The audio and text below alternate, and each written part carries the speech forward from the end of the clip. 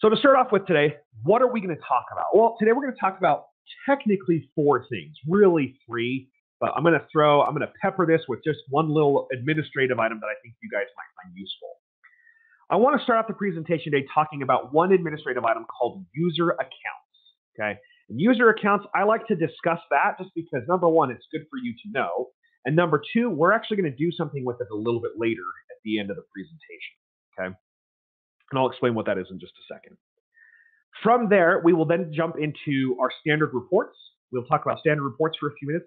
We're then going to talk about a portion of the software called Cradle to Grave. Now, I'm going to stop for 2 seconds here and address something really quickly.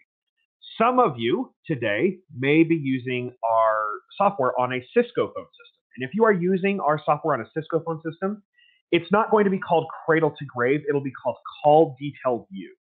Okay, so here in this reports section, most of you are going to see this option called Cradle to Grave. If you're on a Cisco phone system, that'll be called Call Detail View instead of Cradle to Grave. Okay, so that's just one difference if you're on a Cisco system. So just wanted to address that really quickly. So we'll talk about that, and then the last thing we're going to talk about today is recording library. Now, I saved recording library for the end strictly because not everybody on here has recording library. So when we get to that portion, we start talking about recording library. If you don't have that, please don't feel obligated to stick around. I mean, you're welcome to. I'm happy to have you stick around. But if you don't have it and you're like, man, this doesn't apply to me, then you're welcome to leave. I take no personal offense to that. Okay, so I kind of like to just address that so people don't feel like they have to stick around to the very, very end. Okay, so there you have it. That's what we're going to address today. And we'll get to that in just a second. Before I do that, like I mentioned, I did want to talk about some resources that you have access to. If you go to our company website, which is just ximasoftware.com, at ximasoftware.com, we have this support tab. Under support, you're going to see two options. One is called Chronicall User Manual. For those of you who are using an Avaya call reporting software, just substitute that name Chronicall with Avaya call reporting. Or Chronicall Troubleshooting. Chronicall Troubleshooting, really quickly, it's a site that we've dedicated to helping you with problems when it comes to your software. So this really exists to do just that. It helps with the troubleshooting, hence the name. Oops, I apologize. Come back here. My fault. It helps with the troubleshooting of your software. Okay, so Cradle troubleshooting, this is what we recommend that you use if you have issues with the software. This is a great place to start. If you are like me, I like to try to figure it out myself first, and so that's why I come here. I still use this to this day. I've been with the company now for almost 6 years, and I still use this. So this is going to be really helpful when it's addressing issues with your software. If nothing else, if you can't find what you're looking for here, up here in the top right-hand corner, we have a tab that says New Ticket. Okay, New Ticket is where you can actually submit an issue. And we have found recently that this has been the fastest way to get a turnaround. In fact, in regards to Steve's question in the GoToMe chat box, is it preferable to report Chronicall issues instead of the phone support? Maybe I'm misunderstanding. Is it preferable to report Chronicall issues Oh yeah, okay. I apologize. Yeah, see, that's what I thought you meant, Steve, but I want to make sure. Yeah, so that's a great question. So Steve's question is just that. Is it preferable to support it through the web or to run it, to report it through the web? Recently, we have found that yes, it is. And that's just because of the pandemic. We're all sick of hearing about that. We're all sick of dealing with it. But we have found that most recently, we have seen more success with quicker turnarounds when you submit a ticket. Now, you're welcome to call into our support staff, but there's that possibility of having to sit in the queue and things like that. And we try to keep that down. We try to do a really good job at making sure that people don't have to wait too long. But we have found that unless it's a major issue, that this has been the easiest way for people to get response when it comes to running into issues with their software. So yes, in regards to Steve's question, to answer Steve's questions, yes, we do recommend starting with the web.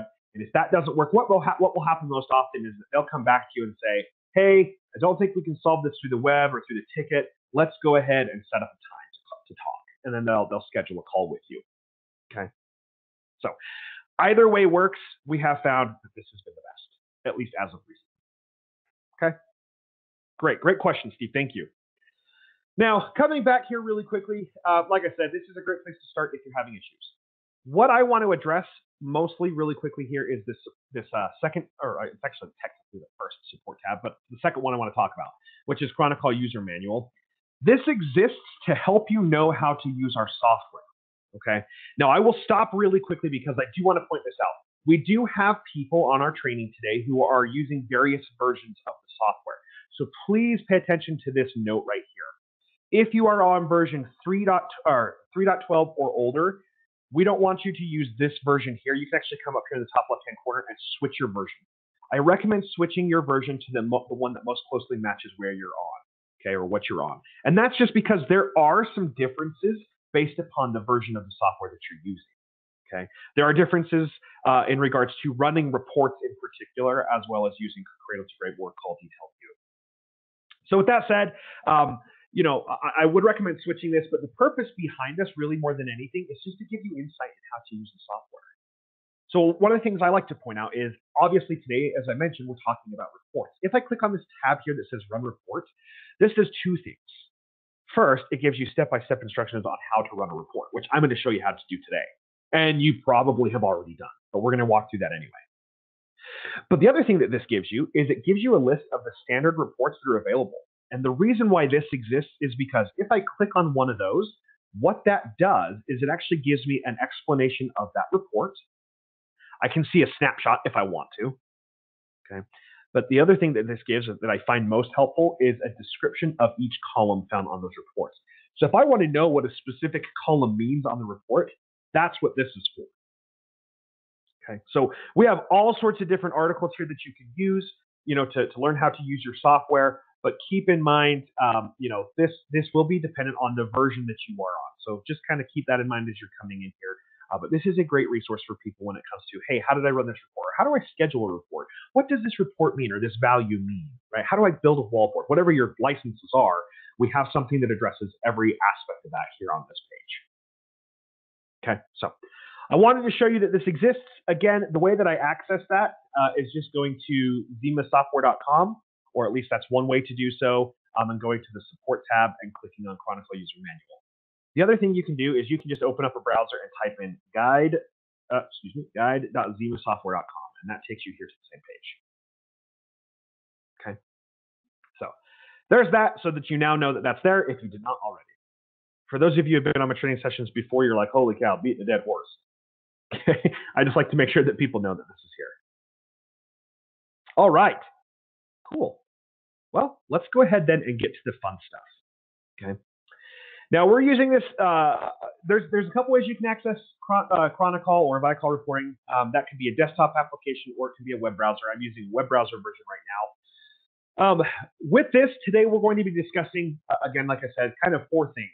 We're going to start here in this user management section, and I'll explain that in just a few minutes. But where we're mostly going to live is in reports, where we're going to talk about Run Report, which is our standard reports, and then Cradle to Grave or Call Detail View again if you're on the Cisco platform. Okay, so we're going to talk about those two things in detail, and then we're going to finish the reporting today talking about this recording section.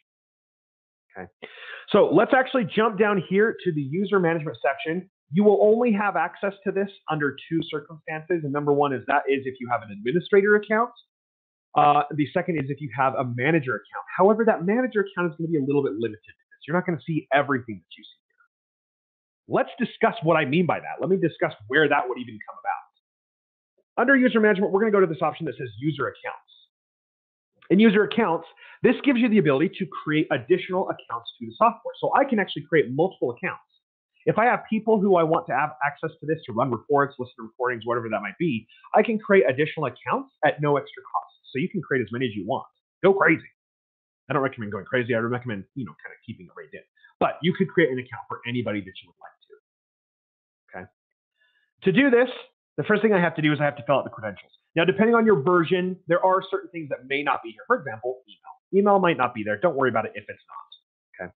But I would come in here. I would put in the credentials for the person for whom I'd like to create this account. So I'm going to create this for a good friend of mine, Jane Smith. Okay. I would then, if it requests the email, go ahead and put in her email. And then from there, I could then put in her credentials. As far as her login name, we'll make this really simple. J Smith. Password, 1234. I don't recommend this as a password, but that's just in case I need to remember it. Okay. So once I've got her credentials there, I now get to decide what level of permissions I want her to have. I will start off by saying, service user, we're not discussing this. That has to do with something that we're not discussing on today's training whatsoever.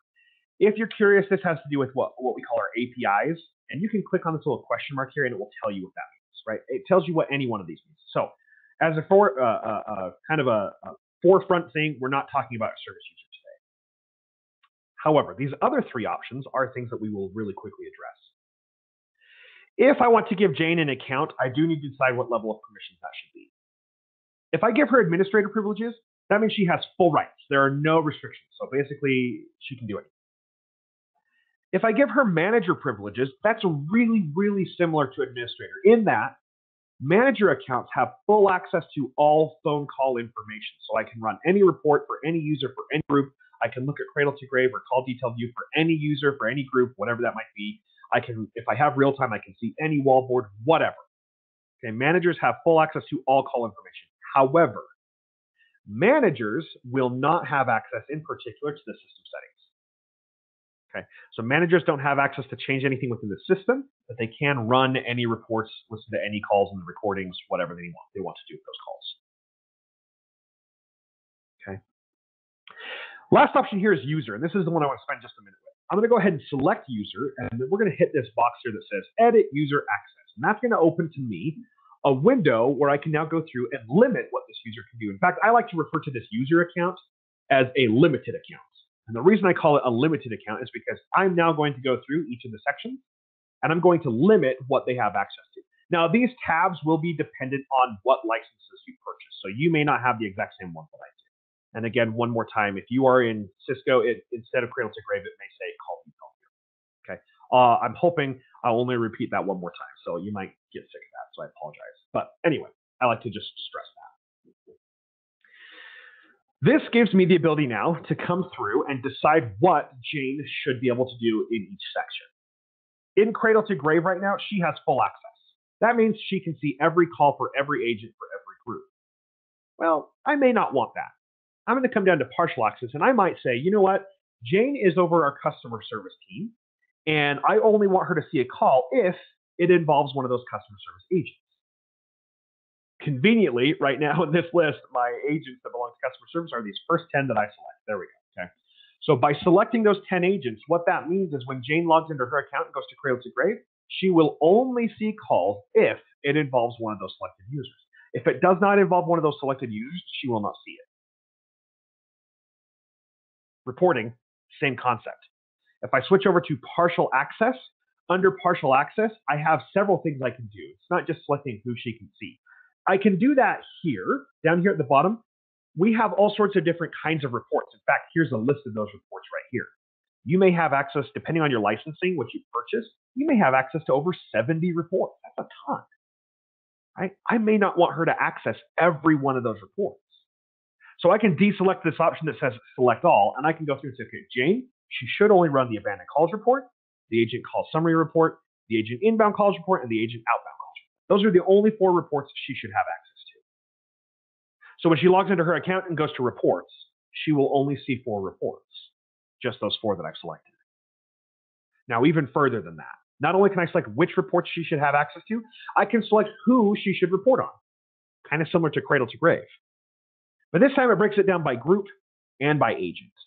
So if I come over here to accessible groups, if Jane runs a group report, for example, the abandoned calls report, I'll talk about that one a little bit later. But if I want Jane to have access to the abandoned calls report, I can select which group she should report on. And that's probably going to be just hers. So customer service.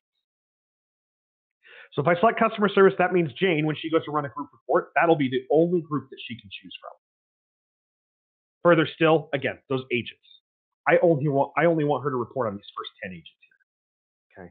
So when she goes to run an agent report and selects that box that allows her to select her agents, it's only going to show those 10. Now, up here we have general access. These are kind of some of them are applicable, some of them are not, depending again on your licensing. Create reports is only applicable to you if you have the custom reports module. If you don't have custom reports, then you can just that one's obsolete. You can just kind of forget that one. But if you do have custom reports, I can go ahead and give her access to create reports, or I can remove that option for her to create reports. Do I want Jane to create her own reports? Sure, I don't care. She can knock herself out, create all the reports she wants. Now, that's not typically the idea. That's not typically the general consensus with that, right? You may not want her to create reports. If that's the case, you can just remove that option. Scheduling reports is the one that everyone has access to. If I want Jane to schedule her own reports, I'll go ahead and leave that selected. If I want to schedule those for her, I can go ahead and just deselect that option and I can take care of that for her. I'm fine with Jane scheduling her own reports. She knows what she needs to see, so I'm good with her doing that. Okay. So that's reports. Last one here I'll talk about really quickly is recording. Again, for those of you that don't have recording, bear with us for about 2 minutes here. Okay. Recording provides the main idea behind this. There's actually kind of 2 things that this does. The first thing that it does is Chronicle will go through, and anytime a call is recorded, our call recording library will take that call that has been recorded and it compresses that recording down to what's called a .spx file, which is about 1/10 the size of the WAV file. So the first thing that it does is it saves you a ton of space. The second thing that it does is once that call has been recorded and compressed, it is then made available for you to access that call recording through the Cradle to Grave interface. So if I can access those recordings through Cradle to Grave, or if that's where I go to do that, then it stands to reason that the recordings that I have access to should only apply to the people that I have access to in Cradle to Grave. That's why this list is so much shorter. It's a short list of agents. That's because that's who I have given Jane access to in Cradle to Grave. So once she has access to that Cradle to Grave, and once she has access to those recordings, there are 3 permissions I can give her to do with those recordings. The first is listening. That's the one I'm on by default here. Okay. Under listening, if I want her to listen to recordings for all of those agents, I can leave everybody selected. If there are certain people I don't want her to listen to, I can deselect those individuals. I'm good with her listening to everybody because that's routine. Downloading counts as actually kind of 2 things, downloading/emailing. Now, I'm fine with Jane downloading and emailing the recordings because at that point, really what she's doing is she's telling her team, hey, this is how you're performing really well, or this is where you need some improvement, right? It gives her the ability to show her team how they're performing. So I'm fine with her doing that. If you're not, then go ahead and just deselect everybody. Deleting is the big one. I most likely don't want Jane to delete any recordings. And by default, she will have access to do so. So if nothing else, when I create an account for someone, if nothing else, I want to make sure most likely that if I have recording library, I'm going to come in here under her account, go to deleting and deselect everybody. That way she can no longer delete recordings for anyone. She has access to listen to the recordings. She has access to download/email the recordings. Actually, she doesn't. I removed that. Let me go ahead and put that back in. She has access to do that, but I have removed that permission for her to delete those recordings. Okay. So creating an account is fairly simple. It's just a matter of knowing what you want that person to do. It does take a little bit of time up front, right? Because you're going to be creating accounts for most likely multiple people. But once you've created their account, they have access to that. In the future, if you need to come in and edit that, you absolutely can. I would just come up here where it says new user, make sure once I save Jane's email, I'll go ahead and hit save. In the future, all I need to do is come in here, select her account, and then I can go ahead and say edit user access again. Okay. All right. Steve had a question. How does Chronicall get the specific agent names presented in a particular format? For example, first name extension. Is that agent format pulled from the Avaya Cisco phone system? I asked that so managers can easily navigate and locate the agents they want to pull reports on. Yeah. So that's a great question, Steve. Yes, it is a particular format that we have put in there. Really what it is, though, it just pulls it over however it's set up in your phone system, right? So if it's pulling it over from Cisco, typically it's going to be name followed by extension. I have some people that just do extension that don't actually put an agent name, but majority of the time it will be pulled over just by default as names and then the extension in parentheses usually. That's typically how that's displayed. But yes, it just automatically pulls it over from the phone system. Okay. Yeah, great question. Great question. Okay. Any other questions on setting up accounts? Okay, cool. All right. Once I've got her account saved, we're good to go. Now we can go ahead and jump into the fun stuff. All right. So let's come up here to reports, and we're going to start in this section here that says run report. Now, there's a good chance you've actually already done this, and I think that's great, and I think you should. If you have not gotten in here, and you may not have had access just until recently, and so once you do have access, I do highly recommend coming in here and checking out these reports, right? These reports can be a little overwhelming. There are a lot of them. And like I said, this will be dependent on some of the licenses that you purchased. But for the most part, that's a pretty substantial list. Even if you purchase just our most basic form of the software, which is just reports in Cradle to Grave, then at that point, you're still going to have access to over 50 reports, right? So I would recommend taking some time to become familiar with this. Now, here is how I recommend that you do that. We have separated these reports kind of into categories, if you will. We have agent reports, we have group reports, we have queue reports, reports that report on external parties. External parties are phone numbers that did not originate in your phone system. In other words, an easy way to say that is your client's phone numbers. Right? So we have all sorts of different reports that you can use. But what I would recommend that you do is when you come in here, if you have not done this before, I would recommend kind of coming in here with a plan. Think about what it is that you want to see, because as you're thinking about that, maybe I want to see agent reports. Now that word agent, that's a universal term that we use to represent user or extension, or even for simpler terms, these are your employees. Okay. Now we don't usually use the word employees because extensions can be assigned to non-humans, if you will, fax machines, things like that. But for the most part, these are just your extensions or your users. Okay. But if I wanted to see a report that talks about agents, all I have to do, there's a couple things I can do. Up here in the search bar, I can type in the word agents. If I spell it correctly, it'll pull up just my list of agents. I can also use these filter tags. If I click on agent, it does the same thing, right? Once I've done that, it makes this list much more manageable. Now, you can do things to make this more specific, okay? If I come in here and I type in the search section, if I type in the word inbound, right, we've already got agent selected. I type in an additional word, inbound. That means it's going to show me my agent inbound calls reports. There are two of them. We do actually have other reports that do focus or that do present agent inbound calls as well. But these two reports right here focus strictly on inbound calls. So sometimes I can use this search bar to help me find things quickly. Most of the time, I personally use this filter tag. Agent is probably one of our biggest groups of reports. Okay. And then from there, external party, group reports, you have all sorts of different things that you can work with, right? So I would recommend just becoming more familiar with what's here and what exists. Obviously, that's going to take some time. It's going to take some practice. But once you find the reports that you use most often or that you would like to use most often, obviously that makes it a little bit easier for you to find them. You also have the option to star the reports. So if I star a report, what will happen is if I hit refresh, it moves those reports to the top of my list. In other words, it prioritizes those reports. So it makes them much easier to find. Okay, so you can do that if that makes it easier for you. All right, I'm going to go ahead and put those back in place. I saw that there was another question there. Steve's question, does the Chronicall desktop app client do any major functions that the Chronicall web client does not? No, they're the exact same. No, they're the exact same.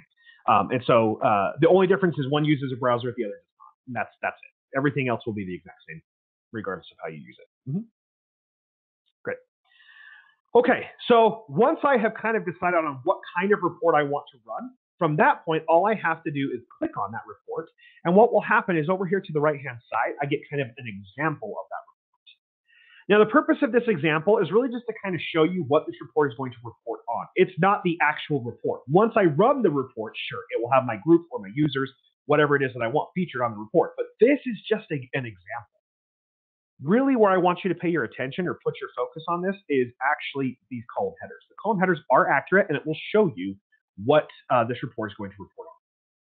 The reason I bring that up is because you'll notice in that report, you start looking at things like caller ID, suspendus, sed, dolor, ipsum, rutrum. It looks like a Game of Thrones report, right? These names don't make any sense.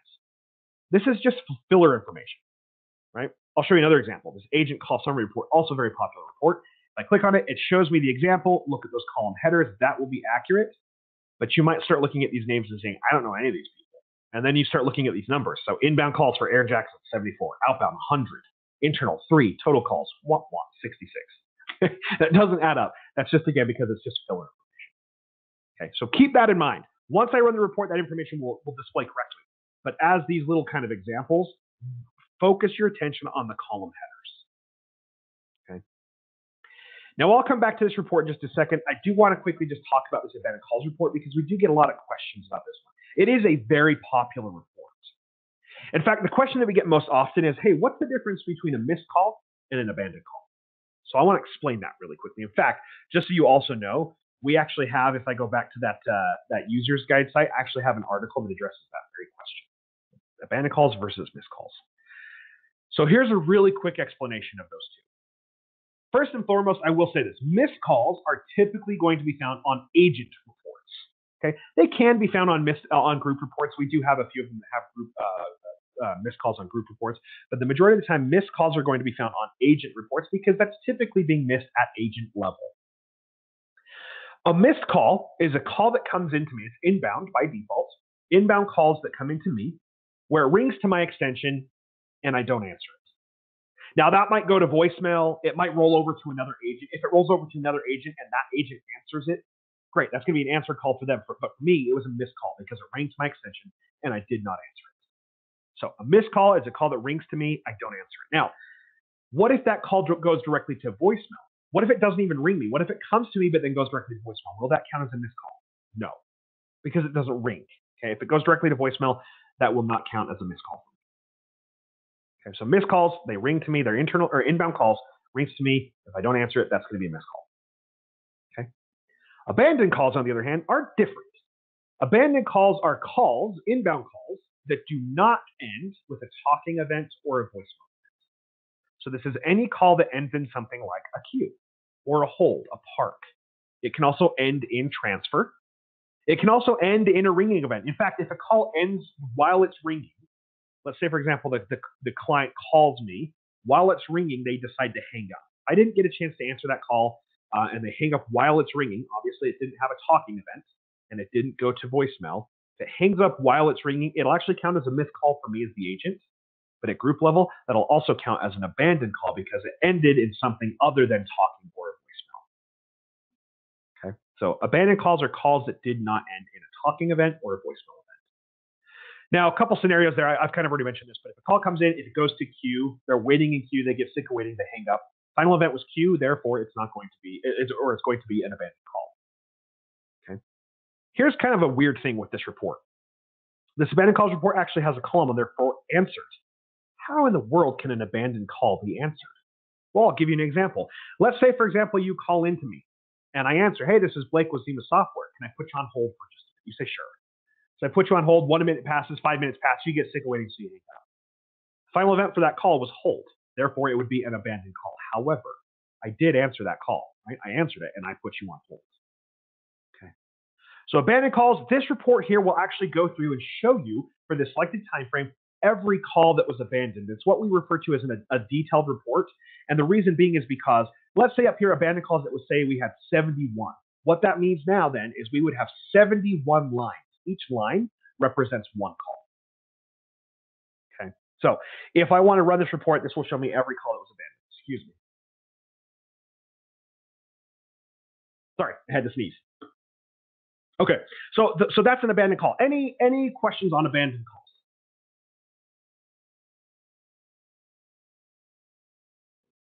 Okay. Great. Now, for time's sake here, I want to run that agent call summary report. If there are other questions about reports, guys, obviously we can spend all day talking about reports, but unfortunately we have a limited time. So if you do have questions about specific reports or something like that, then we can absolutely address those. But for right now, I'm going to show you one of our more popular reports. And this is what we call the agent call summary report. And the reason why this is such a popular report is because this allows me to report on all of the interaction with my agents and their calls.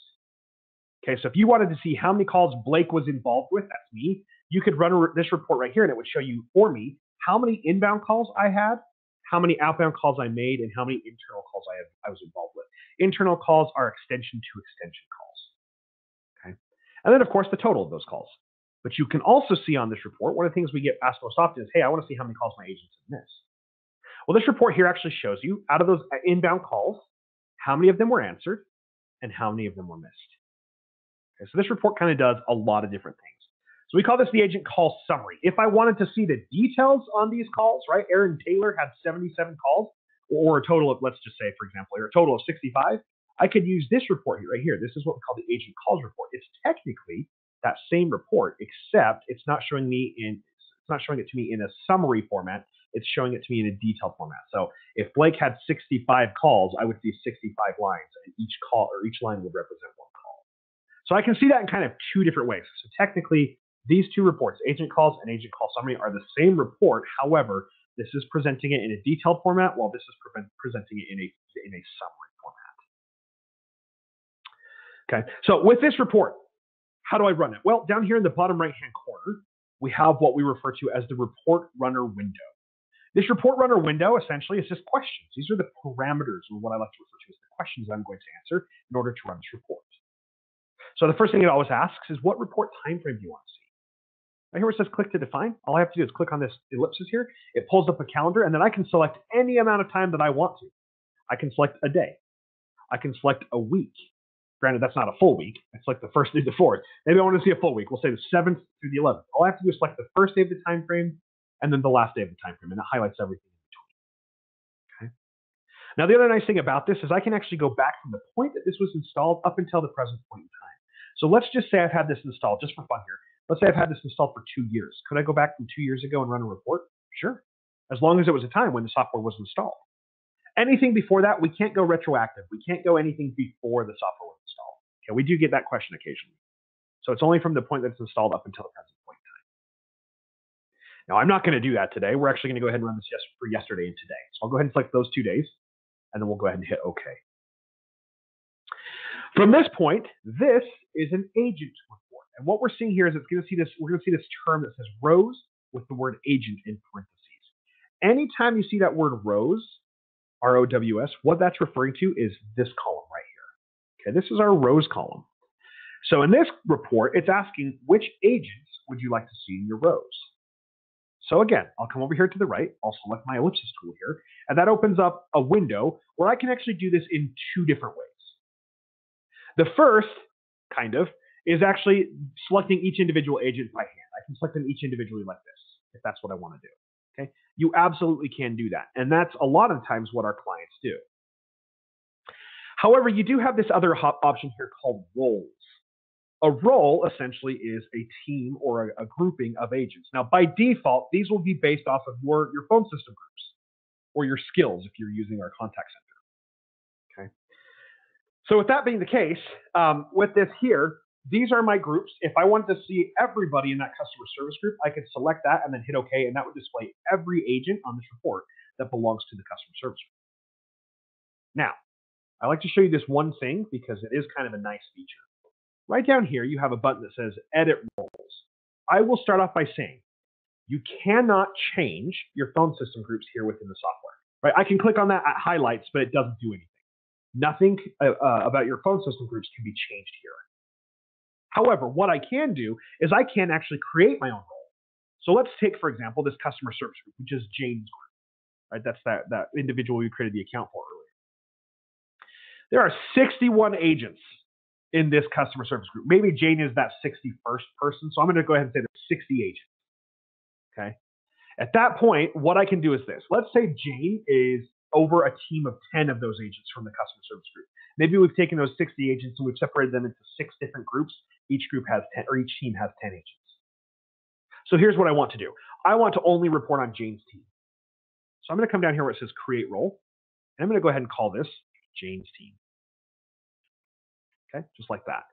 From there, I hit OK, and now we can see Jane's team is there, and it's blue, which means I can edit this. I can now go through and say, okay, these are the people that belong to Jane's team. Okay, I'll go ahead and select those 10 individuals, hit Apply, and great. It says we have 10 people assigned there now. I can then go ahead and hit OK, and what happens now is we now see it says Jane's team. If I select that, what that does is it takes those 10 agents that I have assigned to Jane's team. I can hit OK, and that is who this report is going to report on. That honestly is just it's helping us to be lazy just a little bit. This allows me to select a handful of agents without having to select each one of them individually here, and without having to select the entire group. I can create my own team here, or my own teams, so I can select that handful of agents really quickly. Okay. Any questions about that?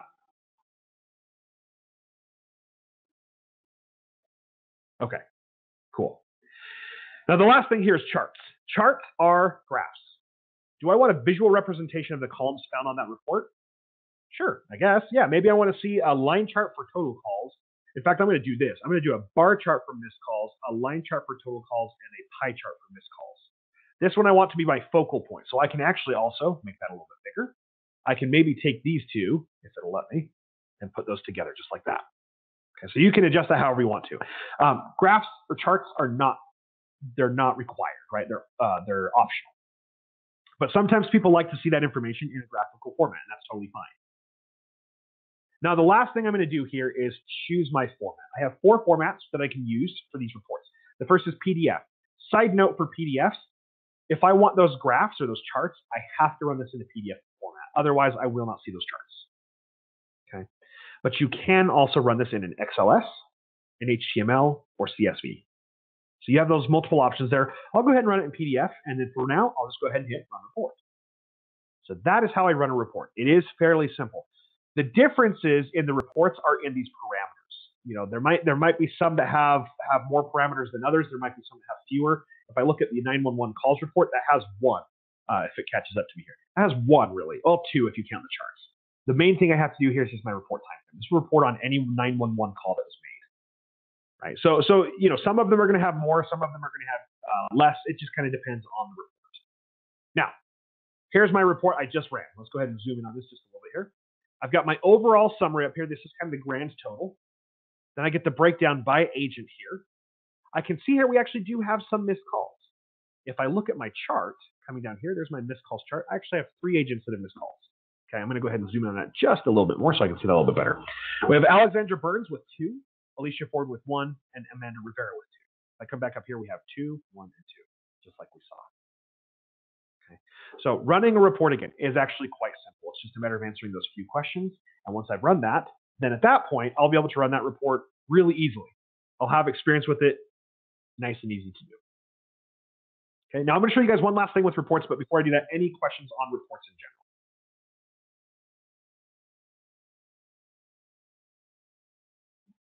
Okay, great. All right, the last thing I want to show you with reports before we move on is this. I do have the option to schedule a report. Okay, scheduling reports are fantastic. It's great because I can come in here, I can schedule that report, and then I can just let it do its thing. I don't actually have to get into Chronicle or if I call reporting after that fact, right? I mean, obviously I will for other things, but for the reports, you know, I can just kind of do the whole 1980s infomercial thing, set it and forget it, okay? So when I set up these report schedules, the first thing it wants me to do is it wants me to give this a name. I'm going to go ahead and call this Blake's Weekly Agent Call Summary, ACS. Okay. From that point, I can choose how I want that report sent. I can have it emailed, which is by far the most popular. I can have it saved to a server directory, and I can have it printed if I want to. I can do all 3 if I want. Most often, people have this emailed. If I want this emailed, all I have to do is come in here and put in my email. If I want this to go to multiple people, put a comma to separate those. And then I can go ahead and add whoever else I want to. Jane at email.com. Okay. Mike at email.com. Right, so whoever I want that to go to, I can put that in there. Now I do get asked occasionally, do I have to, you know, what if I put a space between those commas, you know, comma space. You can if you want to, if it helps you sleep at night, but you're not required to, right? You can just put a comma and that should be sufficient. Okay. Now, last thing I'm going to do on this window is choose my format, which I'll go ahead and do with PDF. And then from there, I'll go ahead and hit next. Now on this next window, it's actually going to ask me to do 2 things, kind of 3. The first thing it wants me to do is it wants me to select my delivery time. In other words, when would I want this to deliver for the first time? What day and what time? Okay. The next thing it wants me to do is it wants me to add, to select how frequently I would want this report to repeat after that. And then the third thing is this kind of random thing for schedule reports. We'll talk about this in just a second. So I'm going to come in here where it says click to define, but I like to personally, this is just me personally, I like to make that second decision first. In other words, how frequently do I want this report? Just because that will help determine when I have this report run for the first time. So I already called this report Blake's Weekly, or this schedule Blake's Weekly ACS. So it's going to be a weekly report. I want this report to deliver on Monday, next Monday, the 21st, and I'm going to go ahead and select what time. Now, really, it doesn't matter what time you put it, but my recommendation is to put it at a time closer to when you come in. And the reason I say that is because if I don't, what will happen is this, let's say, for example, I set this or I leave it at the default, which is 12 a.m. So 12 a.m. Monday morning, the 21st hits. And at that point, other emails may come in through the night and it may start burying that report down my list, which is fine. There's a good chance that not a whole lot is going to come in on a Sunday night. But if it does, or if it does for you, I typically will just put this earlier or later in the morning so that way I can make sure that it's not buried by other emails. So I put it like at 8 o'clock. That's just me. Okay, great. From there, I can now choose that frequency of that repeating report schedule. So do I want it hourly, daily, or specific days of the week, weekly, monthly? Weekly is default. It's one of our most common, so I'll go ahead and say weekly. And from there, I can have this be every week, every other week, every 3 weeks, for 4 weeks. At that point, just do it monthly. Of course, that's up to you. Great. So that's what I've got done there. From there, I hit next again, and it now takes me to my last window. And that is this window that's telling me, hey, you've got this agent call summary report scheduled to run Monday, the 21st at 8 a.m. What parameters do you want found on that report? Now, you'll notice that it actually already has parameters in there. And that's just because it remembers the last time I ran this report, this is what I selected to see. Now, at this point, most likely I'm going to run it on that same group of agents, right? So I don't actually have to change my agents. That's already there for me. And most likely I don't want to change my report charts. I can if I want to, but I'm just going to leave those there. So the main thing here I have to change is my report time frame. I want this report to be a weekly report, and I'm going to have it run next Monday, the 21st at 8 a.m. What do I want that to cover? What time frame do I want that to cover? Well, I want it to cover the previous week. I'm going to go ahead and select the 14th and the 18th. And that means on the 21st, I'm going to get a report covering the 14th through the 18th. So in other words, the previous week. After that schedule runs on the 21st, that scheduler moves to the 28th. And on the 28th, I'm going to get a report covering the 21st to the 25th. It then moves to the 4th. On the 4th, I'm going to get a report covering the 28th through the 1st. All right, so it's just going to continue to follow that same pattern until I tell it to stop. So all I have to do is set that once, and then from there, it does the rest. Okay. Again, if I want to change my agents or my charts, I can. Otherwise, I'll just hit finish, and that report is now scheduled to run.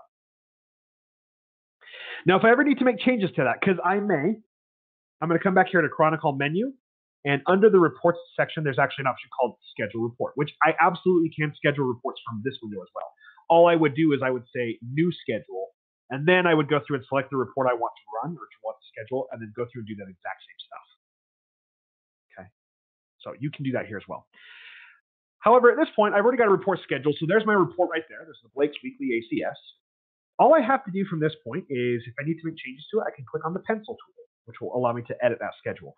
Or I can hit the big button that says edit schedule. That works too.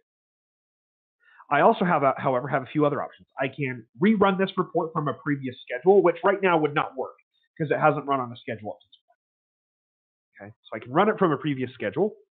I can run it right now rather than waiting for Monday morning. The nice thing about this is it maintains that schedule for Monday morning. This is kind of just one of those situations where it's like, how are we doing so far? And that's kind of what this is for. Okay. I can create another schedule using this same schedule as a template. So maybe I do want that abandoned calls report, and I want it to follow the same pattern. I want it to be a weekly report running every Monday morning for the previous week. So I can actually do the same thing. All I have to do is click on this, then select the abandoned calls report. It'll schedule to the same people. It'll schedule the same calendar dates if I want it to. I can, of course, change that. The main thing I would have to do on the abandoned calls report is select a group instead of agents, because it's a group report, not an agent report. So there's a few changes I would have to make, but it's a really fast way for me to schedule multiple reports. Okay.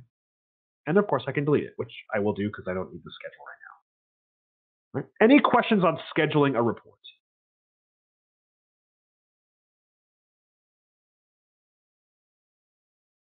Okay. Awesome. So I'll go ahead and delete that for now, and then we'll go ahead and hit cancel here. Great. So that covers reports, right? And obviously, like I said, we could spend all day talking about reports. There are a lot of reports there. My biggest recommendation is just get in there and play with those. Okay. Now let's move on to the next portion of reports. And again, this is called Cradle to Grave for most of you. For some of you, it's called Call Detail View. Okay, but the rules are the same. I'm going to go ahead and click on Cradle to Grave here. And what this is it's actually a different style of report. It is a report, but it's a different style of report. It's not what I'm going to schedule. It's not what I'm going to print off in an Excel spreadsheet or anything like that. This is a report that shows me the finite details of calls. What's actually happening on those calls? So the Cradle to Grave report really does two things. Number one, it validates the reports. If I run a report and some of the information doesn't make sense to me, I can come over to Cradle to Grave and run it for the same criteria, and it'll actually show me the calls that built that report, essentially. The reports are built off of information found in Cradle to Grave. So it's a report validator. The second thing that it does is it's a fact-checking tool. So when someone calls in and says, yeah, I'm really upset, your employee put me on hold for 45 minutes. I want to verify if that actually happens. And that's what this allows me to do. So let's take just a second here and talk about this. We're going to talk about this kind of in stages. So we're going to start off just by talking about how to run it, right? So to start off, we've got our calendar just like we did with our normal reports. So reports or Cradle to Grave is actually running just like running a report. So I select my time frame. Let's go ahead and select yesterday and today. Okay. But before I hit execute, if I hit execute, that runs the report for me. I do have these filters. Now, I'm not going to go to this yet. I am going to cover one just because I just want this to show my calls. If you have our external web chat module, for those of you on the Avaya IP office using our contact center, then at that point, you can see your chats here. We're not discussing chats today, so I don't want to see those. I just want to see my calls. Okay, so I'll talk about other filters in just a second. For now, let's go ahead and hit execute. And what this is going to do is it's going to go through and pull every single phone call that took place during that time frame and display them chronologically. So I've got a total of 637 total calls between yesterday and today so far. Now I'm going to zoom in on this just a little bit. I'm going to hold my control button down and zoom in with my mouse wheel so we can see this just a little bit better. Okay. Cradle to Grave looks a little confusing, or I don't want to say messy, but it looks kind of information heavy at this point in time. This is a fantastic tool, like I said, to validate those reports and to verify what the facts, I guess you could say. But the point is when I first start looking at this, this shows me some basic call information. It shows me the name of the caller. This is a caller name, so this is an inbound call. Here's his calling party. That's his phone number. Personally, I like to move calling party next or calling name next to calling party. It allows me to see that just a little bit better. I can see who the receiving party was, where they're calling from, which group that call involved, all sorts of great information there. When it came in, when it ended, that kind of stuff, right? So that's good. That's nice.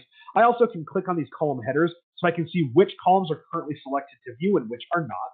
If there are columns here, such as location, I don't care about location, so I'm going to remove that, right? So you can adjust that how you want. That's nice. But really where this comes into play and as an effective tool is this. If you look next to each call, there's a little expansion symbol. If I click on that, what that does is it expands that call so I can see the details of every event of that phone call. This is the lifespan of the call, from the cradle to the grave, beginning to end, birth to death, womb to tomb, whatever you want to call it. It shows me the beginning to end of that phone call. So we can see here, for example, this call was an inbound call. Henry Browning was the caller. I will mention this caller ID information is based off of simple, basic caller ID. If the phone service provider for the caller provides that information, we will see it. Most often, we get a phone number, and our hope is to get a name as well, but it doesn't always present a name. It'll almost always present a phone number. Occasionally, you do get situations where there is a unknown number or an unknown name, or it's a blocked number as well. If that's the case, then we're going to see questions of that. Okay, but most of the time, we're going to get at least a phone number. Now we can see here that when Henry called in, he went to the auto attendant for 50 seconds. Now auto attendant may not be that exact same thing for everybody. An auto attendant is that message that people hear at the beginning of the call, right? So hey, for sales, press 1. For support, press 2. That's what this is referring to with auto attendant. Okay, so he was in the auto attendant for 50 seconds. From there, he selected to speak to the marketing group. So it rang to the marketing group for 6 seconds. Well, at that point, it was answered by extension limited to Mario Kelly. They spoke for 2 minutes and 5 seconds, and then Mario proceeded to put him, Henry, on Park. Now again, Park is an event. If you're not familiar with Park, it's very, very similar to Hold. The difference is this. If I put you on Hold, only I can take you off of Hold. But if I put you on Park, anyone within my group can take you off of Park, which is exactly what happened. Cynthia Hart, extension 1113. She came in and picked that up. She spoke to Henry for 2 minutes and 23 seconds. She then initiated a transfer. The transfer took place. It rang again for 11 seconds back to the marketing group, where it was one more time answered by Mario Kelly. They spoke for 1 minute and 2 seconds, and the call ended. Right here it says receiving drop. What that indicates is who hung up first. Some of you are going to care about that. Some of you are not. Receiving drop means that the receiving party hung up first. If I want to know who that is, just look at the final person for the receiving party. That was Mario Kelly. In other words, Mario Kelly hung up first. Occasionally, you'll see it where it says calling drop. Calling drop just means that the caller hung up first. And again, just look for the caller name or the calling party, and that will show you who the person was that hung up first. Okay. So Cradle to Grave is very detailed, but it helps you understand the path that that phone call took. We do get a lot of people that ask, hey, I want to see that call from beginning to end. I want to see the call flow pattern. And here we can see what actually happened. We get to see every one of those events, even to the point where what happens if it gets transferred? Yeah, we'll still see that through the end. Okay, so this gives you the ability to see directly that those granular steps that phone call took. Okay, now I'm going to show you a couple of things with this really quickly, but before I do that, any questions on this so far?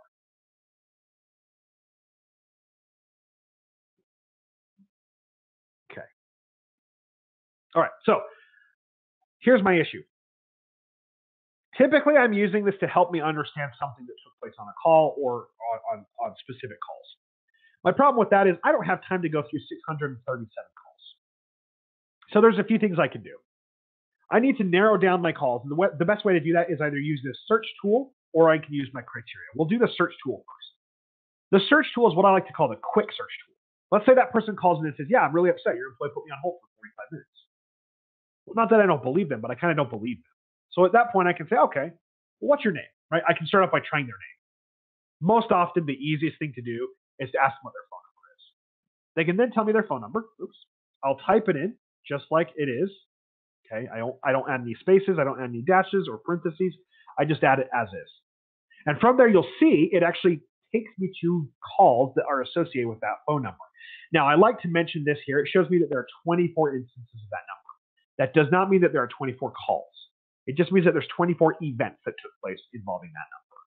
Okay, so here's the first one. It's the actual call.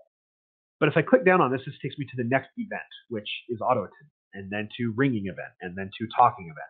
Every event involving a specific call or involving a specific number will have that number displayed next to the event. Okay, so that clearly is not the specific call I'm looking for because they said, hey, they put me on hold. All right, well, let's keep clicking down until we find a call that has a hold event. Okay, well, here's an instance of this.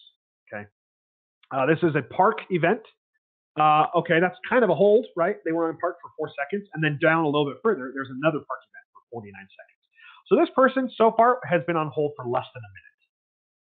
Okay, we can keep going until we find that call, right? There's a 52-second event park event, right? So we could go through until we find that. There's a minute and 52 seconds, right? So we can see here that there has not been an instance, at least not during this time frame, that there was a 45-minute hold event. Right? So that's just one thing we can do. So we can keep clicking it down until we kind of find what we're looking for. Okay. There was a question from Steve. Can the Cradle report portions be exported to PDF? PDF, yes. Absolutely. PDF, yes, just not to CSV or a text file or anything like that at this point in time. It's not really exporting it. What you can do is you can print it, right? So you can print that as a PDF or save it as a PDF, but it cannot be exported into something else at this point in time. Yeah, that's a great question. Okay. Awesome. So that's one thing I could do. I could use that quick search filter tool. Well, my issue with that, it doesn't remove any other calls. It kind of just takes me to the calls that are associated with that number, which is great, but I'm a purist. I want to see just calls that fit that criteria. So that's where I'm going to come back here to this criteria button. And in here, I can use now my filters to help me narrow down to find those specific kinds of calls. Now, these filters, I would always recommend that you start with the most simple aspect. What happens a lot of times is people will add all their filters all at once, and a lot of times that works just fine. But we do have situations where sometimes people add all their filters at once and then they get 0 calls back. And you're like, I know for a fact that agent had calls. The issue is sometimes when you add these filters, they can contradict other filters. So if they contradict each other, then it will actually say that there are 0 calls. So my best recommendation is to start layer by layer. Okay, so here's what I mean. The first thing I want to do is I want to see calls for specific agents. Right? So here it says agent. I open this up, and I can now either use those roles, or I can come up here where it says users, and I can go ahead and say, I want to see calls for Matthew Sanders. Right? So I can search through, I can scroll through, or I can just type his name, Matthew Sanders. There we go. Great. Now I can hit OK and then execute. Awesome. So from here, we see that we have calls for Matthew Sanders, at least we will, and there were a total of 73 between yesterday and today. Okay, that's a pretty fair amount. Right? So all of those calls we can look here have Matthew Sanders involved. Okay. Let's be more specific. Great. We're looking for calls with Matthew Sanders. That's the first part. Awesome. I want to see calls that have Matthew Sanders involved where there's a hold event or a park event or something like that, right? So I can come down here where it says event type, and I can go ahead and say, okay, I want to see his calls that have that hold event. Okay. Okay, again, we go from 73 calls down to 6 calls total that have a hold event for him, right? So the idea basically is that you're using these filters to help you narrow down to find only calls that fit that criteria, which of course you don't have to do, but I find it easier when I'm trying to find things or calls with specific information. Okay, I'm going to do one more, and that's call level. We've got calls with Matthew Sanders where there was a hold event. Well, I only want to see it if that hold event was greater than 2 minutes. So now I can come down under this call level. I've got event type selected as hold. Okay. I'm going to scroll down under this call level filter. There's an option called event duration. Now that requires me to select events, which I already did, hold. Now I can come down here and say, okay, greater than or equal to 2 minutes. We can go ahead and hit execute, and I don't know if we'll have anything, but we have one call. Perfect. That's great, right? We can say, okay, and we can verify. Maybe the person called in and says, yeah, my name is John Shelton, and your employee put me on hold for 45 minutes. Well, there's my hold event involving Matthew Sanders and that individual person, and that hold event was 2 minutes and 20 seconds. So they're a little bit lying, okay? Or they're exaggerating. That's a better way to put that. Okay. So Cradle to Grave just helps me to narrow down to find calls that fit specific criteria, and that's really the benefit of this. When I want to know what actually happened, right? Those reports are great because it allows me to see kind of a snapshot. I can run a report, say, here are the totals. Boom, there it is, right? Here's the big picture.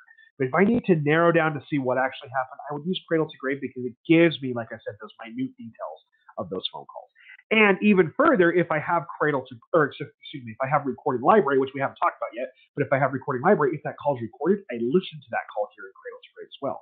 So I can see the call and I can listen to it again if I have the recording library. Okay. Awesome. Any questions about Cradle to Grave?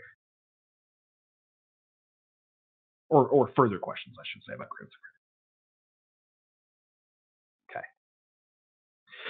All right. Cool. Well, guys, that covers reports and Cradle to Grave / again, call detail view for those of you who are on Cisco. Let's now get into recording library. Okay, so again, as I mentioned earlier, if you don't have recording library and you don't want to stick around for this portion of the training, like I said, you are not required to do so. Of course, you are welcome to. Right? I'm perfectly happy to have you guys here, but please don't feel obligated if you don't have it. Recording library is actually really simple.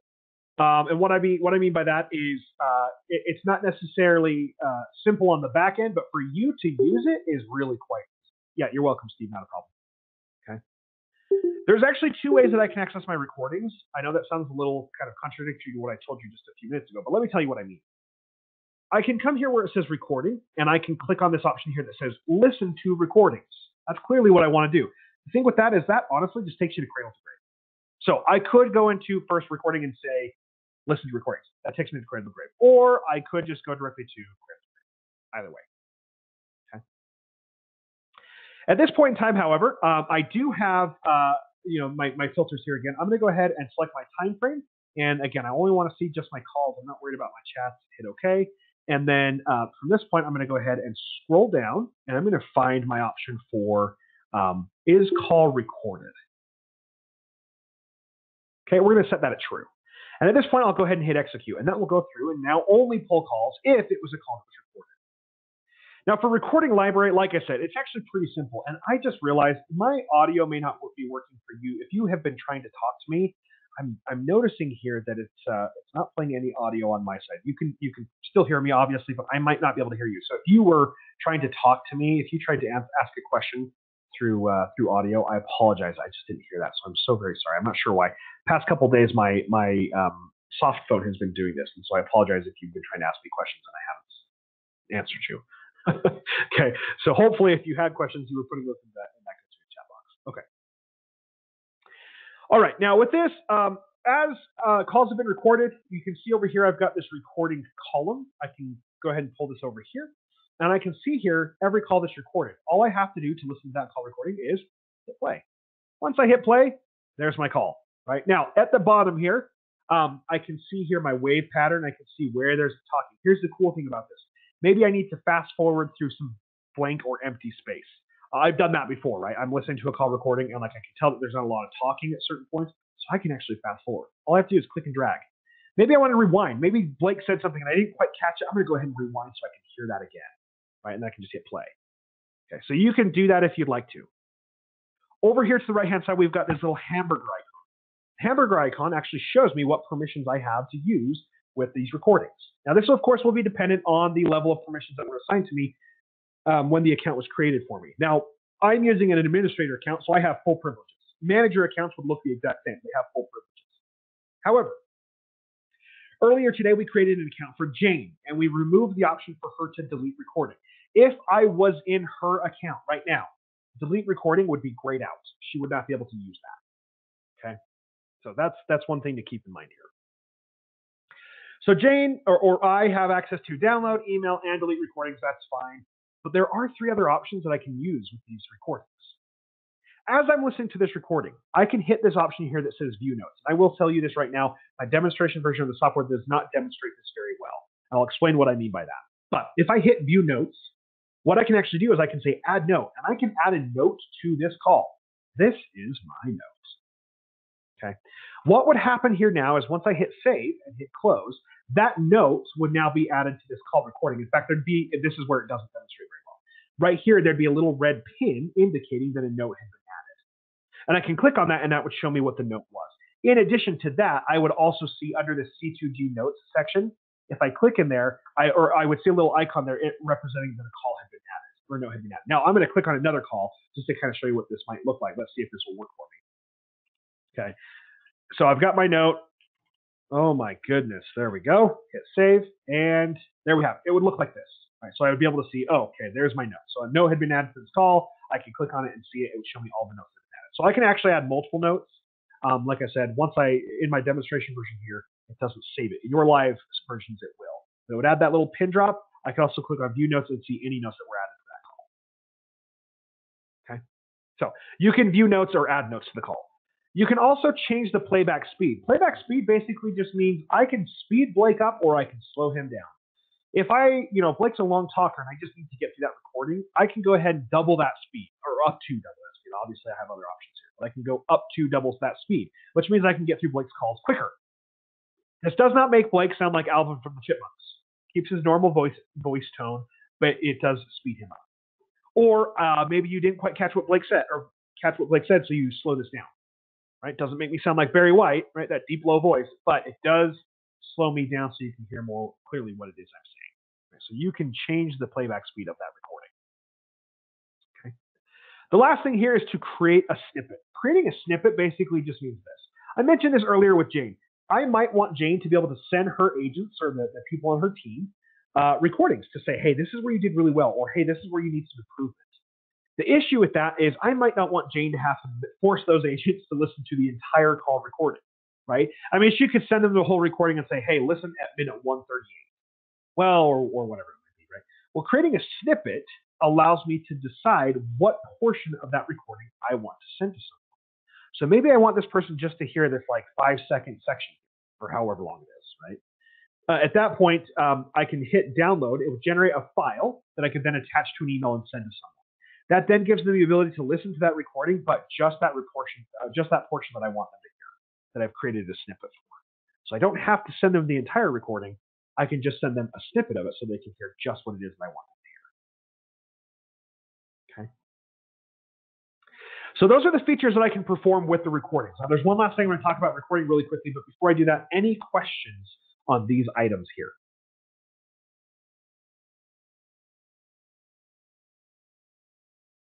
Okay. All right. One last thing. This one's kind of major. You have the option as well to create what we refer to as a scorecard, okay, or a scorecard campaign. A scorecard campaign, I'm going to come under the recording section and go here where it says score recordings.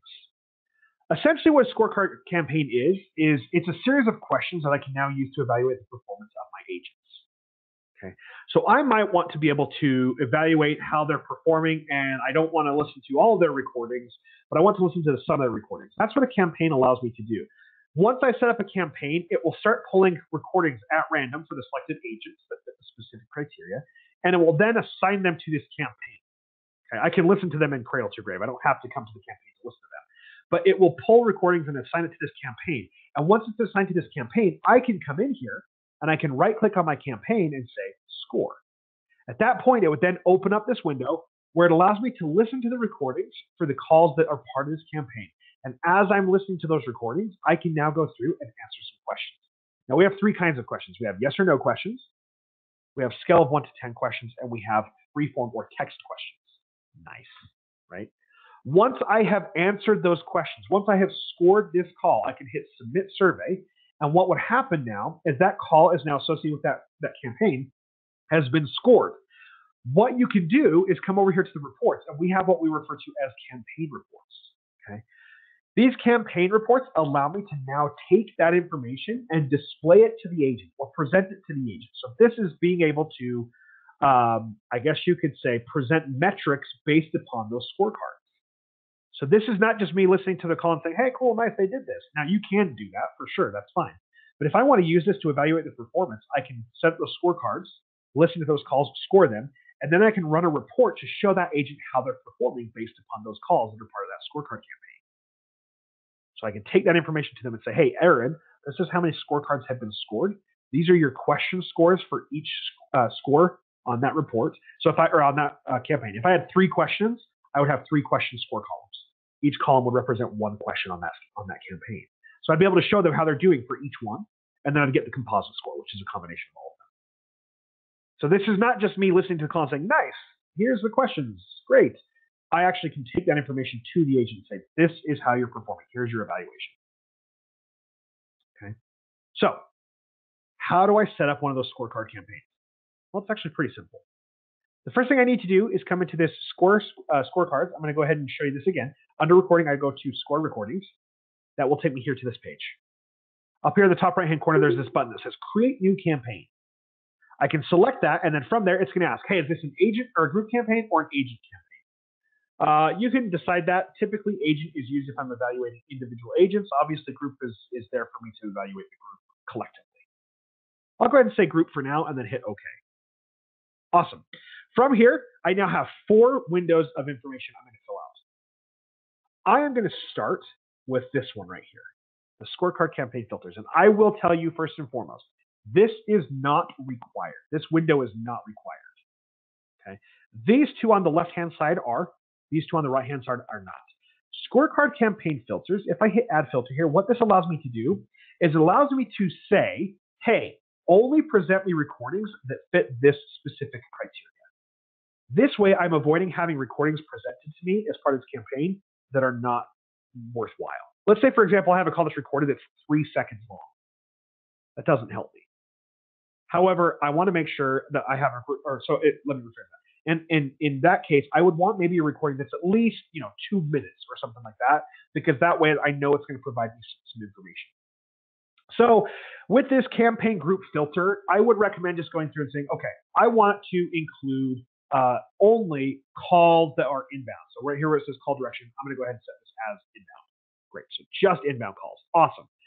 At that point, I want to include calls that are inbound that actually had a talking event. So for event type, I might come in here and say talking. Great. The last thing I might do is we're going to use this one we've already used before, and that was event duration. I've got talking selected as my event. So I'm going to come down to event duration and say, essentially, I only want this to provide calls that had a talking event duration of greater than 2 minutes. There we go. So I don't have to add those filters, but it does help in providing me the option or the opportunity to have the best types of calls presented as part of these campaigns. Okay, so again, you don't have to do that. It's not required, but I do recommend it. All right, next thing here is now I can come up here and fill my parameters. Campaign title, let's go ahead and give this a name. This is going to be Jane's team. Okay, great. From there, start date. Start date can actually be any time, as long as it was a time when the recordings were taking place. If I've had recordings taking place since the beginning of November, great, go ahead and select the beginning of November if you want to. Or maybe you don't want this to start till the beginning of the year. So I'm going to go ahead and say, in fact, I'll say January 4th. Okay, so you can choose when you want that to start. For example, say here, I'm going to go ahead and say December 2nd. Excuse me, November 2nd. At this point, expiration date is optional. I don't have to add an expiration date if I don't want to. For this one, I'm not going to. I want this to be kind of an ongoing thing. Okay. As a group campaign, which group would I want this to look at? I'm going to go ahead and say customer service. I could select multiples. Okay. And when I'm listening to those call recordings, I can see which group that call is for. But for right now, I'm just going to go ahead and say customer service. Hit OK. Last thing here is scoring amount. How many of their calls do I want to be able to score? Now, typically in this scenario, I have 2 options. I have scorecard count per group, or sorry, let me rephrase that. Scorecard count per group, or scorecard percent per group. Scorecard count is me saying, like, 15. Okay, I might say 15 calls per group out of every 100. Okay, because I don't have an expiration date there. So I might go ahead and say 15 calls per group. Maybe I want this to be a percent, however. I want to be able to score 2% of the calls. Right, so you can do that however you want. Typically, in a agent scorecard, I use count, and typically in a group scorecard, I use percent. That's just me. And that's basically it. There's one more thing I have to do, and that's my question. I'm going to come down here now and hit add. Now, I will preface this with this. You guys are going to be a lot more creative with your questions than I am. Okay. So with those questions, I might come in here. Let's start with a yes or no question. Okay. My yes or no question to start off with is, did they? Yes or no? Great. Hit OK. Let's add our next question. Let's do a scale of 1 to 10. And my question for this one is, how well? Awesome. Hit OK. And the last question here, let's do a text question. Text. Notes/comments, something like that. Okay, great. So now that I've got that in there, I can hit OK, and that's honestly it. I can hit OK and be done. But there is this last window here, and that's campaign permissions. By default, administrators and managers have access to any of these campaigns. They can create campaigns, they can listen to campaigns, they can do whatever they want. User accounts, like the one I created for Jane earlier, will not automatically have access to this. So I can give her access to this. If I select Jane's name here, that means that she can get in here and help me score these calls, which she should. This is her team. I want her to be able to help me with this. She's going to know them better than I am, right? So I'm going to give Jane permission to this. This does not mean she can create campaigns. This does not mean that she can edit this campaign. She can just get in here and help me score these calls. And that's it. I've created my campaign. I can then hit OK, and from that point, it'll then go ahead and generate my campaign. And at this point, once I have this generated, most likely there's a few calls in there, which there are. I can now go ahead and start scoring those calls. Once those calls are scored, I can then come here to reports. And the reports I would use for that campaign I just created would be like this group scorecard campaign or scores by group, either one of those. Okay. So that is how I create a scorecard campaign. That is recording library. Are there any questions about that?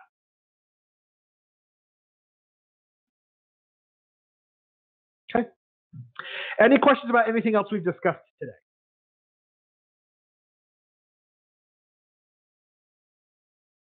Okay. Well, guys, I hope that this has been beneficial. Just really quickly, as a quick reminder, if you do want a copy of this recording, please put your name and your email address in the GoToMeeting chat box so that I can make sure that I send it to the right people. But other than that, before we go, I would just recommend, again, getting in here, playing with these reports, run some reports, run Cradle to Grave, learn more about what those reports do. And, if you ever need help, you always have access to these training sessions. You can come in here and ask questions, or you also have access to our support staff as well if you run into any issues. Okay? Awesome. Everybody, thank you so much for your time. Have yourselves a fantastic afternoon.